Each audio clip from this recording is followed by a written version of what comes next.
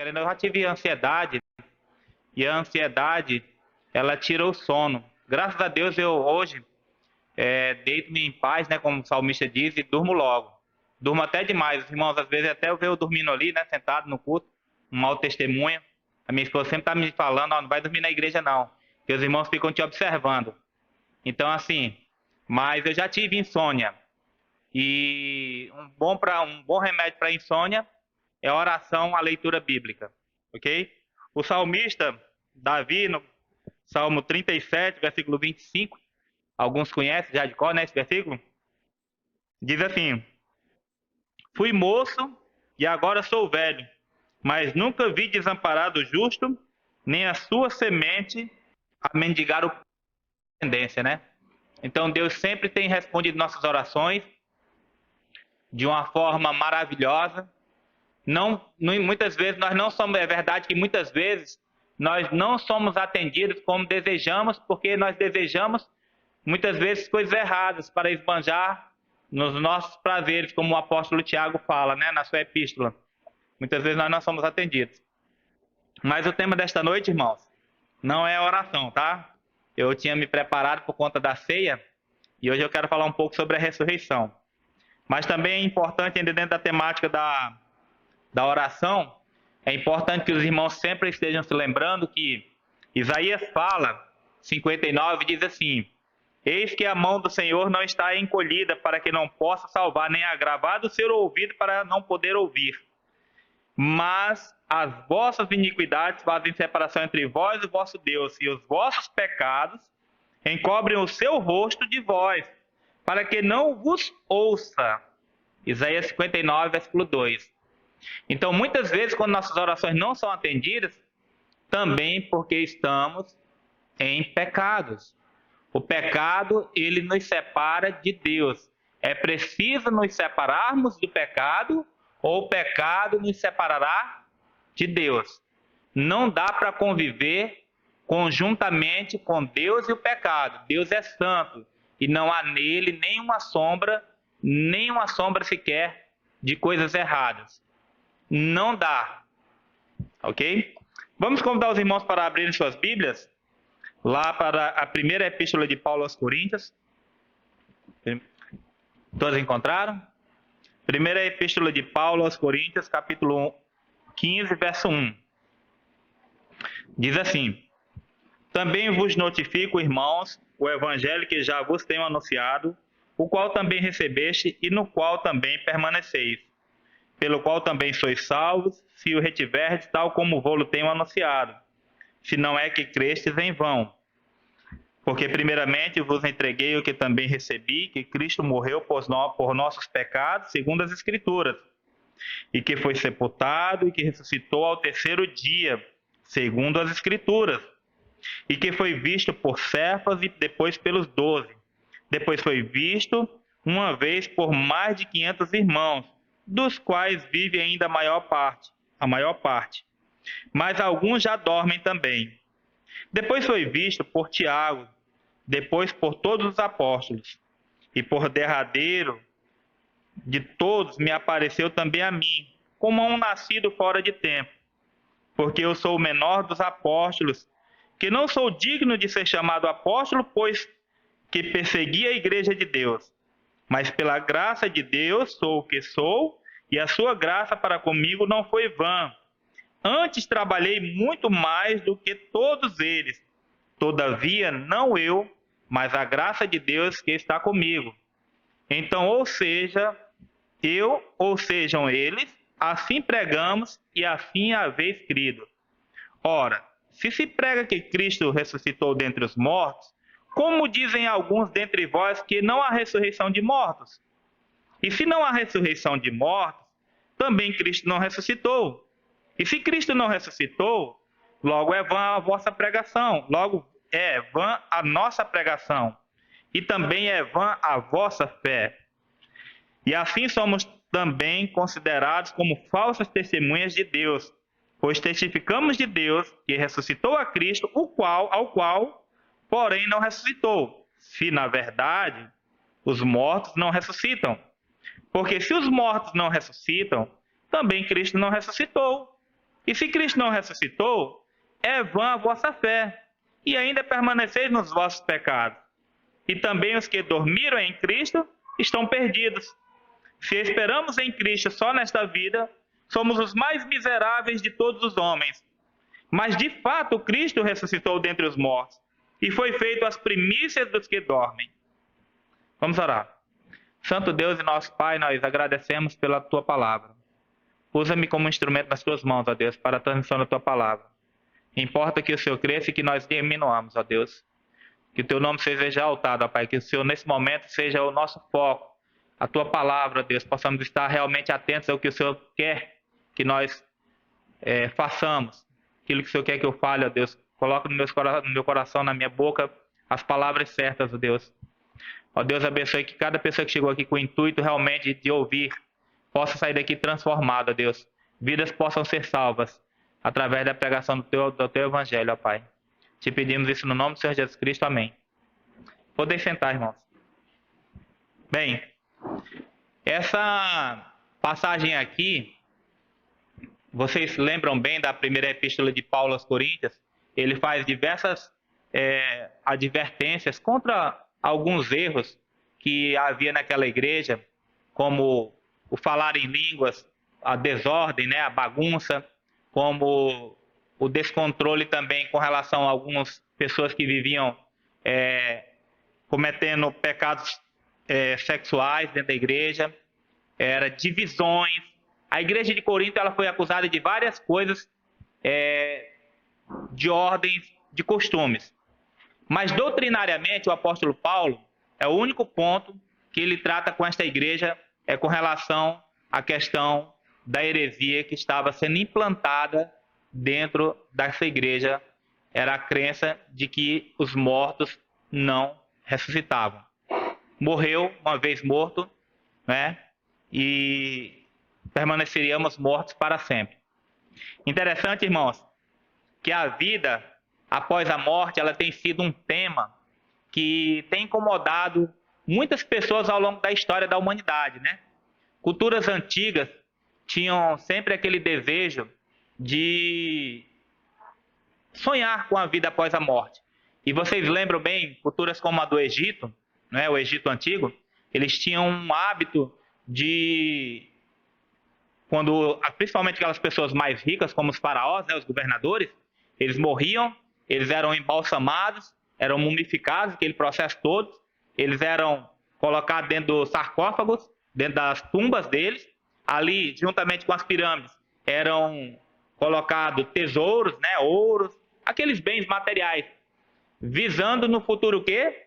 Uma ressurreição, quando ele viesse, tudo isso adorando quem? Ao Deus Sol, ao Osíris, o Deus deles também lá. Então o que acontece? Eles tinham a esperança de que um dia viriam a viver novamente. Outras culturas pagãs também, eu estava olhando lá no México também, eles também tinham essa cultura de no futuro ressuscitarem. Algumas outras culturas, como algumas religiões mais próximas da gente, como o espiritismo, já crê de uma maneira diferente, que a pessoa morre, nasce, renasce e morre, e vai assim um ciclo sucessivo até atingir. Fato é, a maioria da humanidade, ela pensa na vida após a morte. Claro que existe aqueles os fatalistas, os materialistas, que creem que uma vez morto, né, acabou-se, cessa, né? Não é assim. Nós sabemos que há vida após a morte. Interessante que aqui na época que o apóstolo Paulo estava falando, ela estava sendo extremamente influenciado por um partido, vamos dizer assim, religioso dos epicureus. Os epicureus, eles falam na Bíblia, também fala deles um pouco, eles eram um partido religioso que eles não criam na vida após a morte. E era mais ou menos parecido com os saduceus.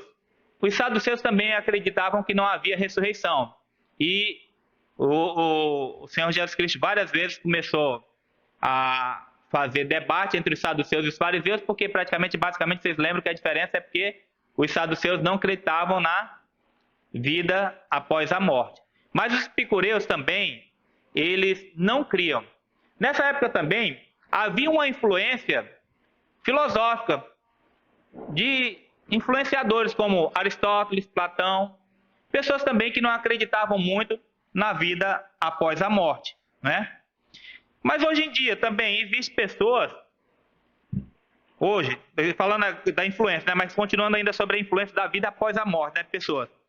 Hoje, existem pessoas que estão sendo congeladas na esperança de um dia serem descongeladas e encontrarem, obrigado, meu irmão, encontrarem cura para doenças incuráveis. Por exemplo, eu já vi algumas reportagens de pessoas que estão sendo congeladas no nitrogênio líquido, porque estão com doenças terminais, e quem sabe daqui a 100 anos elas podem ser descongeladas e já ter a cura para o câncer, né?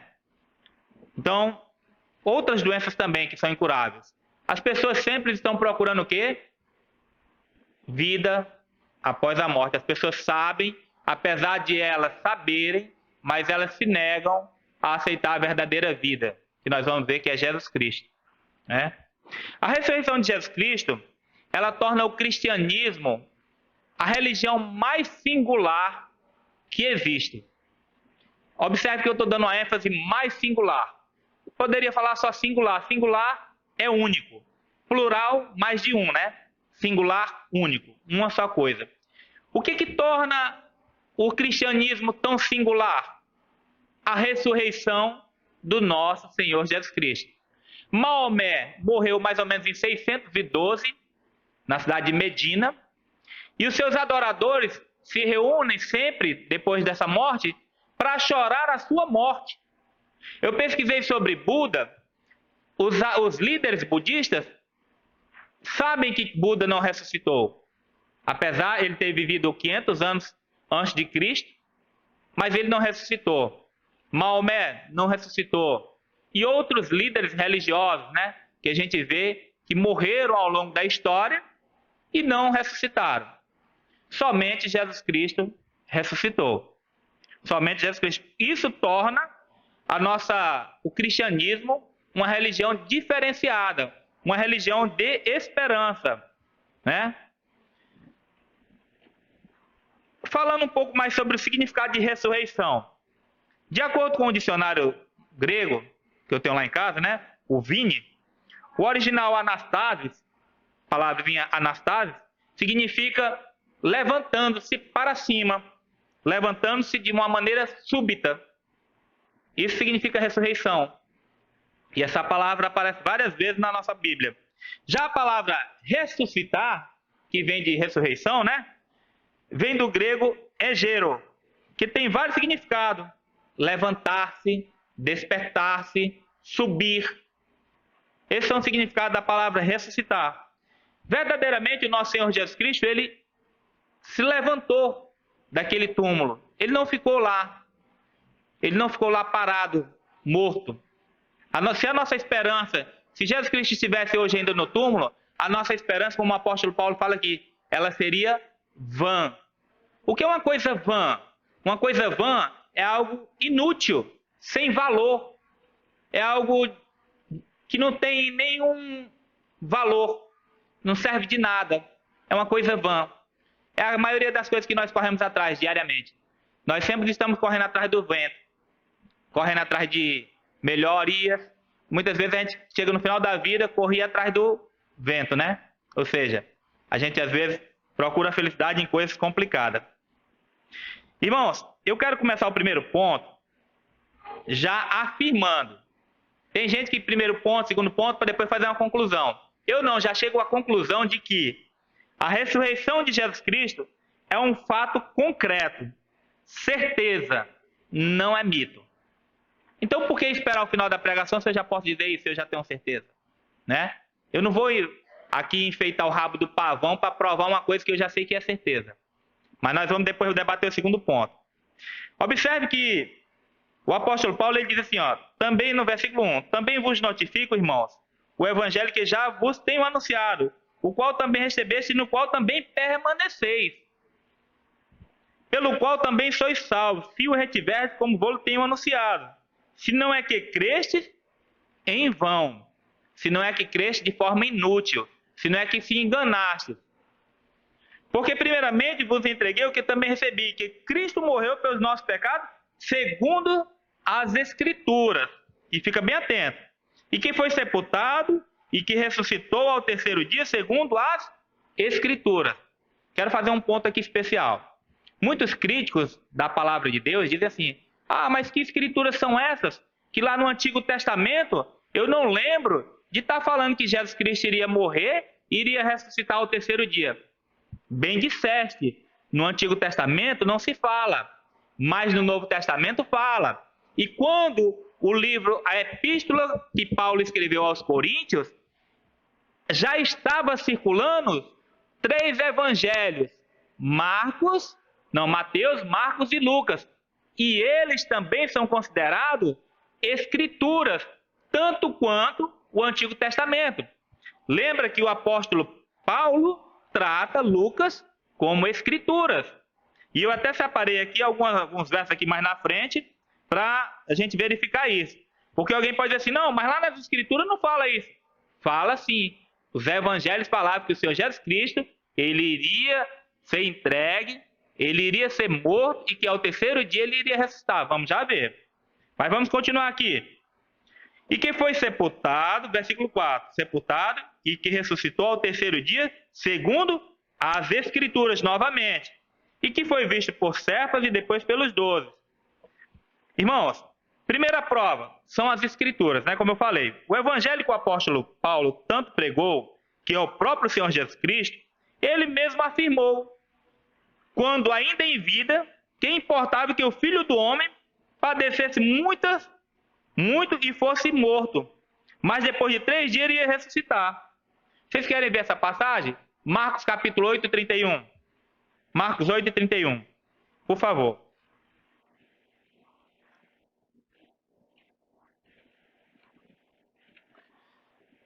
Diz assim, vou aqui ler meu apontamento. E começou a ensinar-lhes que importava que o Filho do Homem padecesse muito, e que fosse rejeitado pelos anciãos e principais sacerdotes, e pelos escribas, e que fosse morto, mas que depois de 3 dias ressuscitasse. Olha onde está escrito aqui, que o apóstolo Paulo está falando. E Lucas capítulo 9, versículo 22, Lucas capítulo 9, versículo 22, dizendo: é necessário que o Filho do Homem padeça muitas coisas e seja rejeitado dos anciãos e pelos principais sacerdotes e dos escribas, e seja morto e ressuscite ao terceiro dia. Vocês estão vendo o embasamento bíblico aqui? Vocês estão percebendo aonde é que o apóstolo Paulo está buscando? Os evangelhos de Mateus, Marcos e Lucas já circulavam. Por isso que ele faz. Então, quando ele fala em escrituras, ele está citando. E vocês vão ver que o apóstolo Paulo, outra referência aqui, ele bota no mesmo peso as escrituras do Antigo e do Novo Testamento. Alguns dirão, mas no Antigo Testamento não se fala sobre ressuscitar o terceiro dia, né? Como eu disse agora há pouco. Mas não era somente no Antigo Testamento, né? Nós vemos aqui nas escrituras do Novo Testamento. E observe, lá em 1 Timóteo, por favor, 1 Timóteo capítulo 5, versículo 18. 1 Timóteo capítulo 5, versículo 18.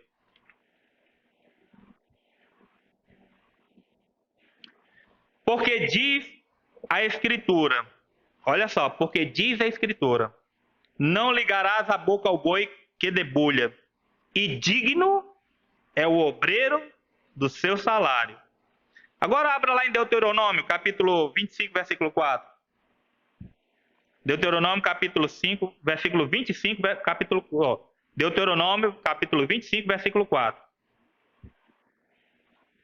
Não atarás a boca ao boi que quando trilha, ou quando debulha, né? Ele fala, trilha e debulhar é a mesma coisa. Agora abra lá em Lucas, capítulo 10, versículo 7. Lucas 10, 7. Olha só.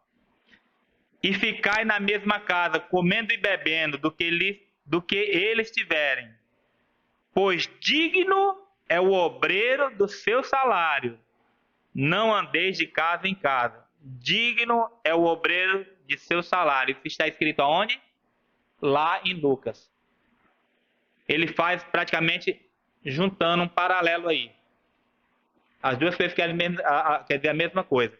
Então, a prova da ressurreição do Senhor Jesus Cristo, as Escrituras. Ele mesmo testificou de si. Segunda prova, foi visto por Cefas, por Pedro e pelos 12. Já tinham escolhido Matias nessa época.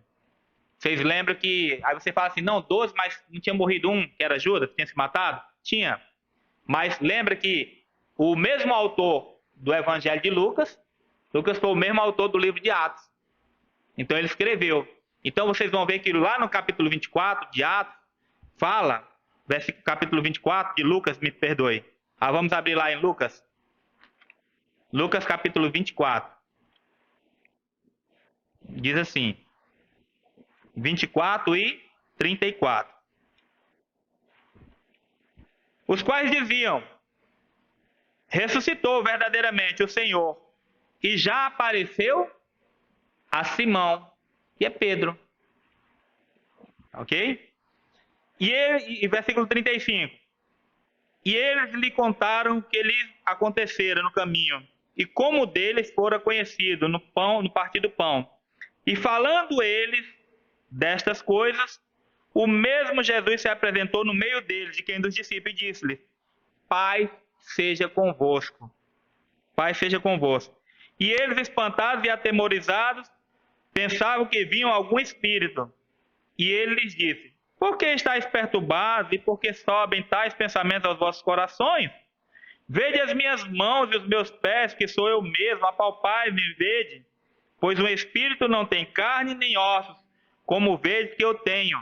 E dizendo isto, mostrou-lhes as mãos e os pés. Quem foi o discípulo que duvidou do Senhor Jesus Cristo? Que ele mostrou o lado. E assim, Tomé. Ele disse que se ele não visse os furos na mão dele e o furo no lado, ele não acreditaria, né? E ele mostrou. E não crendo eles ainda por causa da alegria, estando maravilhados, versículo 41, disse-lhes, tendes alguma coisa que comer? Então eles apresentaram-lhe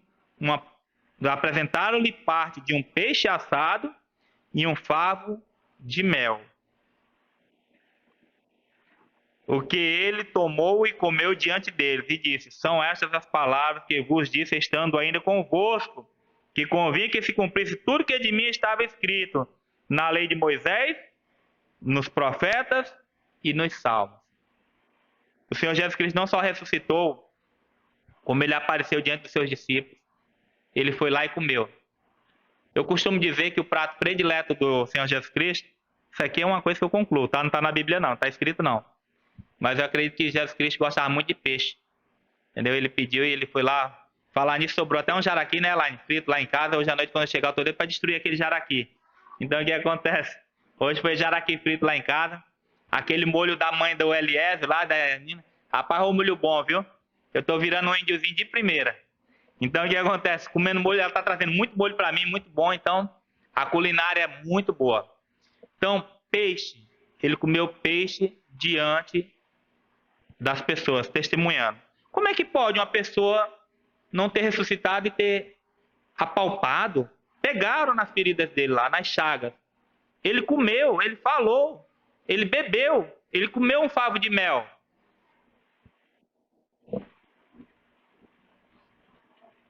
O apóstolo Paulo, continuando aqui, desculpa. Terceira prova, né? Foi visto por 500 pessoas. Interessante que no Antigo Testamento, para algo ser confirmado, precisava do testemunho de quantas pessoas? Vocês se lembram? Duas pessoas só. Para uma história ser real, um depoimento, né? Uma acusação ser real, precisava do testemunho de 2 pessoas. E se fosse 500 pessoas?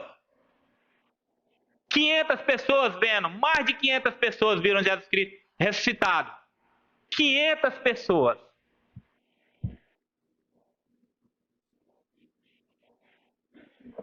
Quarta prova. Foi visto por Tiago, seu meu irmão, autor da epístola de Tiago, chefe da igreja. Esse Tiago aqui foi o que negou Jesus Cristo, que não cria nele. E depois se tornou o autor da epístola de Tiago. É escrito por ele, meio irmão de Cristo, meio irmão. E também ele se tornou o chefe da igreja de Jerusalém. Era o líder. Não era Pedro, não. Era Tiago. Sexta prova foi visto por Paulo. Paulo diz assim, versículo 6. Depois foi visto uma vez, versículo 7, 8. E por derradeiro de todos me apareceu também a mim, como a um nascido fora de tempo. Vocês lembram para onde o apóstolo Paulo estava indo, quando ele teve um encontro com Jesus Cristo? Ele estava indo perseguir a igreja de Cristo. E ele teve uma visão súbita do Senhor Jesus Cristo, já ressuscitado. E ele foi comissionado pelo próprio Cristo. E ele mudou. Irmãos, a maior prova da ressurreição, Joseph McDowell fala isso no seu livro, A Ressurreição, eu li um pedacinho, é o testemunho de como os discípulos morreram. Vocês lembram que o apóstolo Pedro era um homem tímido, um homem que ficou acovardado. Eu também teria feito pior do que ele. Vocês lembram quando Jesus Cristo estava sendo crucificado e aquelas pessoas, olha, tu é um deles. Verdadeiramente a forma como tu fala, eu vi, você estava lá, a mulher falou, não, eu não vi, não estava com ele. E de repente o galo cantou. E depois ele saiu dali e chorou amargamente. E depois vocês viram quando Jesus Cristo apareceu ressuscitado para Pedro, como foi que Pedro se tornou um homem intrépido, um homem destemido, um homem valente, um homem disposto a perder sua vida. Ele disse, foi assim, olha, antes importa agradar a Deus do que aos homens. Ele tivesse com a espada pronto para morrer no pescoço, ele não estava nem aí. Ele pregou diante de pessoas importantes, ele foi preso.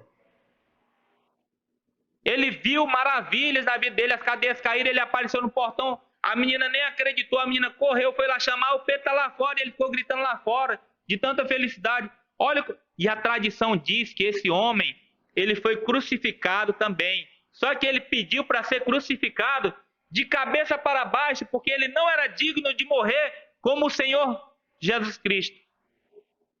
Muitos cristãos foram feitos pavio, vocês sabem que é pavio, né? De lamparina. Enrolaram os cristãos. Nero era um imperador muito mau. Ele queimava os cristãos. Ele lançava os cristãos na arena do Coliseu para as pessoas serem destruídas, criancinhas, mulheres grávidas. Muitas mulheres perderam suas vidas. Muitas crianças foram decapitadas. Por conta de quê? Do testemunho. Se isso fosse um embuste, vocês acham que os discípulos seriam martirizados dessa forma? Gente, estar na natureza do ser humano a defesa da vida. É contra a nossa natureza o atentar contra a própria vida. E aqui eu abro uma exceção para o suicida. O suicida, ele não se mata porque ele tem facilidade, não. Eu conversei já com alguns psicólogos lá no quartel. Vocês sabem por que o suicida tira a sua própria vida? Porque ele já não aguenta mais a dor do sofrimento. Às vezes o sofrimento está tão grande que ele quer dar fim ao sofrimento. Por isso que ele tira a vida. Não é porque é fácil tirar a vida, não. Ou você acha que a maioria, você acha que quantas pessoas você vê se matando com a faca no peito? É contra a natureza. Mas a pessoa se mata normalmente com uma arma, é mais fácil, né? O cara pega o gatilho, sabe que depois que puxar o gatilho a bala não volta mais, né? Aí mata. Porque sabe que a dor também vai ser rápida. Mas esses homens voluntariamente entregaram suas vidas por Cristo, pela causa, pela ressurreição. O Pedro disse, foi assim, olha, antes importa agradar a Deus do que aos homens. O mesmo homem que negou Jesus Cristo. Vocês estão entendendo a diferença do cristianismo? Ele transforma a vida, ele nos capacita, ele nos deixa destemidos. Isso não é um embuste, isso não é uma lenda, isso não é uma fábula. Eu fico triste porque nós não valorizamos, muitas vezes, o cristianismo. Muitas vezes nós menosprezamos a palavra de Deus.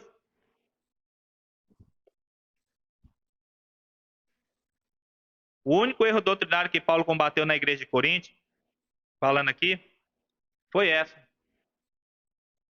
Das pessoas que não criam na ressurreição. Na época, essa igreja está sendo atacada por essas doutrinas malignas. o qual o apóstolo Paulo chama lá no Evangelho em Gálatas, o outro evangelho, né? Se alguém anuncia outro evangelho que vá além do que eu tenho anunciado, seja o quê? Anátema. Anátema é amaldiçoado, falsificado. Se alguém prega um outro evangelho que não seja este, que seja amaldiçoado. O apóstolo Paulo usa pelo menos 3 vezes, irmãos, a expressão vão, ou vã, né? Para significar que nenhum valor inútil. Né? Ele usa aqui no versículo 2, ele diz assim: se não é que crestes em vão. Mas ele também usa aqui no versículo 10, também ele usa: mas pela graça de Deus sou o que sou. E a sua graça para comigo não foi vã, inútil. Antes trabalhei muito mais do que todos eles. Todavia não eu, mas a graça de Deus que está comigo. E ele usa também a palavra, aqui no versículo 13, ele diz assim, ó: e se não há ressurreição de mortos, também Cristo não ressuscitou. E se Cristo não ressuscitou, é vã a nossa pregação e também é vã a vossa fé. Não tem valor nenhum, é inútil. Versículo 17 ele diz: e se Cristo não ressuscitou, é vã a vossa fé e ainda permanecei nos vossos pecados. É óbvio que o apóstolo Paulo aqui está combatendo esse erro. Ele está dizendo, olha, se Cristo não ressuscitou, vocês todos e eu ainda estamos nos nossos pecados. Porque nós só poderíamos ser limpos, purificados dos nossos pecados, mediante a ressurreição, quando Cristo vencesse a morte. E ele venceu. Nós já concluímos. Cristo ressuscitou. E hoje nós temos Cristo como nosso Senhor e Salvador e temos a certeza de que iremos morar no céu com Ele. Se isso fosse verdade, seríamos os homens mais dignos de pena se Jesus Cristo não tivesse ressuscitado. Dignos de pena, dó, né? Na face da terra, dó é pena, pois estaríamos acreditando numa mentira, numa lenda, numa fábula, numa história falsa, né? Ele diz, olha só o que ele fala, ó. E ele ainda fala aqui no versículo 19: se esperamos em Cristo só nesta vida, somos os mais miseráveis de todos os homens. Se a nossa esperança, se a nossa fé se restringe somente a esta vida, e parece que para muitos evangélicos é assim. Tem muito evangélico que só corre atrás das bênçãos materiais. Não está pensando no futuro. Gente, quando você tem noção matemática do infinito, aqueles que já estudaram um pouquinho de matemática, sabem que existe a reta dos números reais. Números crescem para a direita, para a esquerda de vocês, né? E números crescem para a esquerda. Minha esquerda aqui, direita de vocês. Elas crescem para os dois lados. Bem aqui se encontra um intervalozinho da nossa vida. Para cá, uma infinidade. Para cá, uma infinidade. E a gente fica no meio, focado nessas coisas pequenas.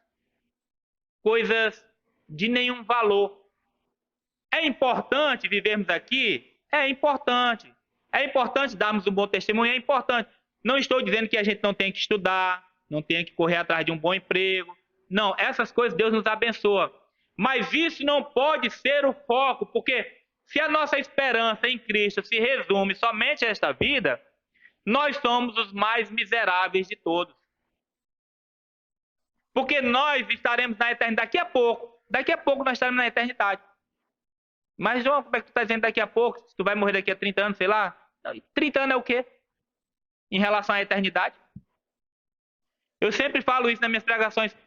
Que diferença fará daqui a 100, presta atenção, daqui a 100 anos, que diferença fará se eu passei a vida toda andando de ônibus, ou se eu andei de carro importado, se eu morei numa mansão, ou se eu morei de casa alugada, se eu tinha um celular de última geração, ou se eu não tinha nem como me comunicar, se eu vivia andando de roupas de marca, ou se eu andava somente com um par de chinelo e uma bermuda. Que diferença fará isso daqui a 100 anos, gente? Nenhuma. Todos estaremos mortos. Agora eu vou te dizer quem é que vai fazer a diferença. Se você tem a Jesus Cristo ou não. Aí vai dizer onde você vai estar. Você vai estar no céu ou você vai estar no inferno? Você vai estar em alegria, gozo, descanso, sem lágrima? Ou você vai estar no tormento eterno, no fogo, onde o bicho não morre e o fogo não se apaga? Isso fará a diferença. Jesus Cristo fará a diferença. A ressurreição de Cristo é o motivo da nossa esperança. Não há maior certeza nessa vida, irmão, do que a ressurreição de Jesus Cristo. Milhares de vidas foram transformadas ao longo da história do cristianismo. Jamais alguém entregaria sua vida, como eu acabei de falar agora há pouco, para ser martirizado se realmente não acreditasse no que viu. Os discípulos todos foram martirizados pela sua fé. O que levou Pedro, um homem com medo, a se tornar um intrépido pregador sem medo? O que dizer de Paulo, que perseguiu e abandonou tudo para ser pregador e perseguido pelo Evangelho? Incontáveis mártires foram queimados, decapitados, torturados até a morte, por amor de Jesus Cristo. Não é da natureza, como eu falei agora há pouco, do ser humano entregar sua vida assim de uma maneira banal. Mesmo as pessoas que atentam contra a sua própria vida, elas simplesmente querem se livrar do sofrimento que está maior do que o que elas podem suportar. A ressurreição, ela é um fato. A ressurreição e o Senhor Jesus Cristo, e o Paulo fala aqui, ó.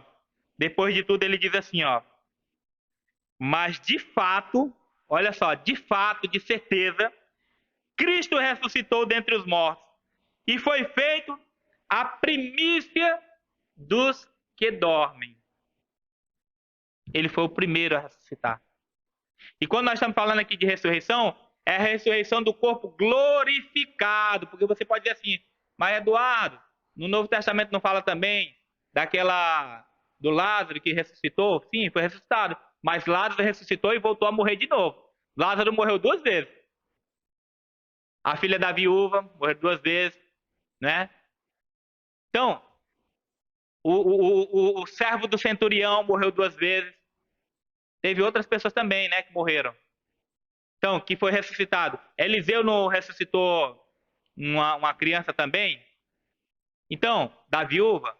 Então, nós estamos falando da ressurreição do corpo glorificado. Primícias, o primeiro foi Jesus Cristo. E para finalizar, eu quero ler uma referência lá em Romanos, capítulo 10, versículo 9. Romanos 10, 9 diz assim: eu quero fazer um convite a todos que estão aqui, que ainda não aceitaram Jesus Cristo como Senhor e Salvador. Essa noite você pode sair daqui com uma história diferente. Todos nós temos a oportunidade de reescrever nossa história. Não é obrigado você estar trilhando essa vida perdida e continuar perdido. Hoje você pode ter seu destino modificado, que só Jesus Cristo pode mudá-lo. Hoje à noite você pode entregar sua vida a Jesus Cristo se você quiser. Você pode fazer um sinal, você pode vir aqui à frente, pode conversar comigo, com o pastor, com o irmão Eliezer, irmão Pedro, qualquer outra pessoa, qualquer outra irmã, irmã Lídia, qualquer pessoa aí que você quiser conversar após o culto, mas não deixe, sair daqui, porque muitas, como a minha esposa orou agora há pouco, muitas pessoas vêm e vão, entram dentro da igreja, é como o rei Agripa. Por pouco não me persuades a ser cristão, Paulo, por pouco.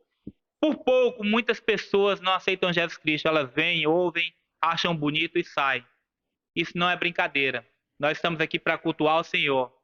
Nós chegamos na casa do Senhor todos os domingos para um culto ao Senhor. E o culto ele é de responsabilidade individual. Eu não posso falar pela minha esposa, nem ela pode falar por mim. Ageu, o pastor Ageu não pode falar pela Lídia, Lídia não pode falar por Ageu. É cada um individual. E a Bíblia diz, Romanos capítulo 10, versículo 9, a saber, se com tua boca confessares ao Senhor Jesus Cristo, e em teu coração creres que Deus o ressuscitou dentre os mortos, serás salvo. Visto que o coração se crê para a justiça, e com a boca se faz confissão para a salvação. Porque a Escritura diz, todo aquele que nele crê, não será confundir.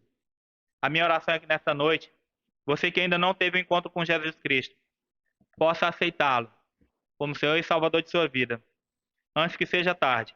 Tem um hino no cantor cristão, a gente cantava antigamente, né, irmã? Cadê a irmã Val? A última hora, né? Ao findar o labor desta vida, e nós não sabemos qual o momento que Jesus Cristo, que a morte virá nos buscar. Eu posso estar aqui hoje e amanhã vocês saberão disso. O irmão Eduardo faleceu. Isso é normal. Isso faz parte da vida. Quem não quer morrer, não nasce. Tá? Oremos. Eterno Deus e nosso Pai, nós agradecidos estamos pela tua palavra. Nós te louvamos, ó Deus, porque o Senhor é um Deus diferente, um Deus todo-poderoso. É o único Deus, Criador dos céus e da terra, que enviou teu Filho para morrer em nosso lugar e que o ressuscitou para que nós tivéssemos nossos pecados perdoados. Muito obrigado, ó Deus, porque um dia o Senhor nos alcançou com a tua graça. Que o Senhor alcance também as demais pessoas que estão aqui conosco, que ainda não aceitaram Jesus Cristo. Que essa pessoa possa sair daqui realmente incomodada, possa vir procurar algum irmão para confessar Jesus Cristo como Senhor e Salvador. Ó Deus, nos perdoa, Senhor, nos dá uma semana abençoada, nos leva para os nossos lares agora debaixo da tua proteção, nos guarda, que nós possamos ter fome e sede da leitura da palavra, que não passa nem um dia, ó Deus, sem ler a tua palavra, mas que nós possamos ler, meditar, praticar, aplicar em nossas vidas, e que nós tenhamos uma vida também de oração, ó Deus, uma vida de oração. E afasta de nós, ó Pai, a vaidade, o pecado, a mentira, tudo que não convém, ó Deus. Que nós possamos ser servos íntegros, possamos ser encontrados pessoas íntegras, justos, retos diante do Senhor. Pessoas tementes, ó Deus. Coloca no nosso coração o temor do Senhor.